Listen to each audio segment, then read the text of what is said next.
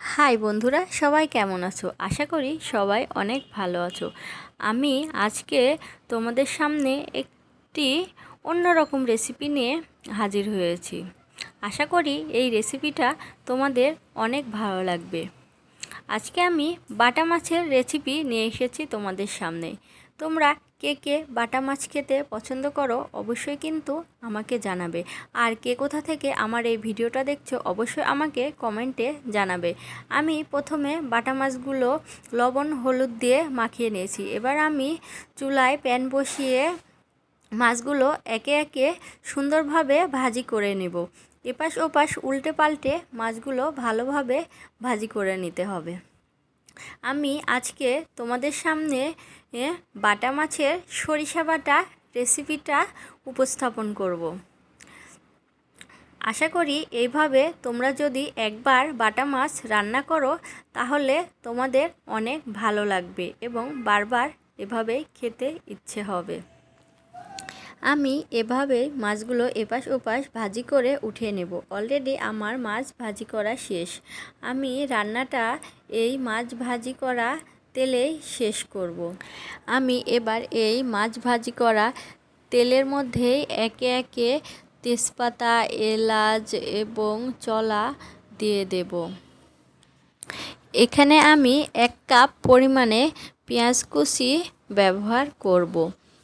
আমি প্রথমে 1 কাপ পেঁয়াজ কুচি দিয়ে লবণ হলুদ দিয়ে পেঁয়াজটা বাদামি বাদামি করে কিছুক্ষণ ভাজি করে নেব।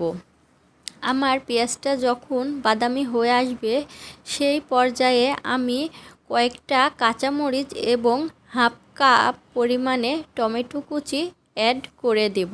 আমার টমেটোটা কিছুটা ভাজা হয়ে গেলে সে পর্যায়ে আমি কিছুটা রসুন বাটা এবং আদা বাটা অ্যাড করব এবং এটা কিছুক্ষণ নেড়েচেড়ে আমি মশলাটা কষানোর জন্য কিছু পরিমাণে জল দিয়ে দিব।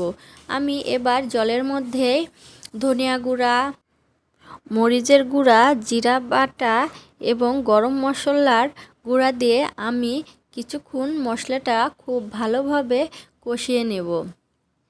যখন মশলা দিয়ে তেল বেরিয়ে আসবে সে পর্যায়ে বুঝবো মশলাটা কষানো হয়ে গেছে। এখন আমার মশলাটা কষানো শেষ।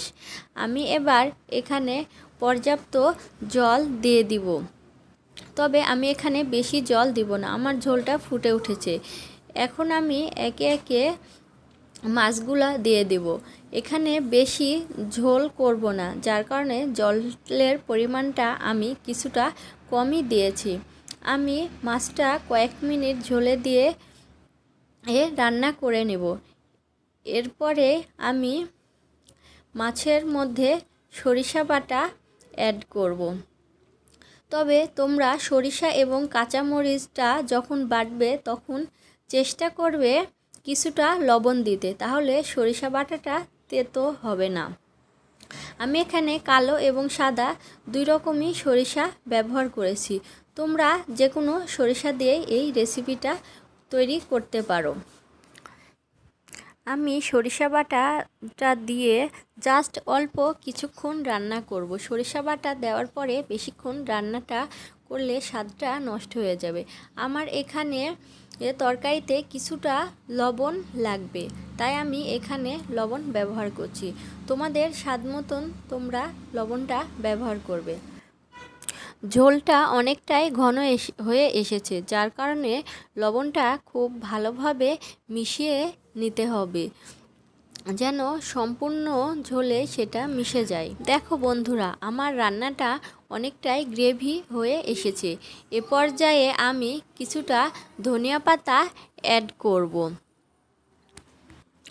অলরেডি আমার রান্নাটা শেষ, আমি চুলাটা অফ করে দিয়েছি। আশা করব তোমরা সবাই আমার পাশে থাকবে এবং আমাকে সাপোর্ট করবে। আমার এই ভিডিওটা শেষ পর্যন্ত দেখার জন্য তোমাদের অনেক ধন্যবাদ। দেখো মাছের রেসিপিটা কতটা গ্রেভি হয়েছে এবং দেখতে অনেকটাই লোভনীয়। আজকের এই রেসিপিটা যদি তোমাদের ভালো লাগে তাহলে অবশ্যই তোমরা কমেন্টে আমাকে জানাবে। সবাই ভালো থেকো, সুস্থ থাকো। আবার নতুন কোনো ভিডিও নিয়ে তোমাদের সামনে চলে আসবো। Bye bye.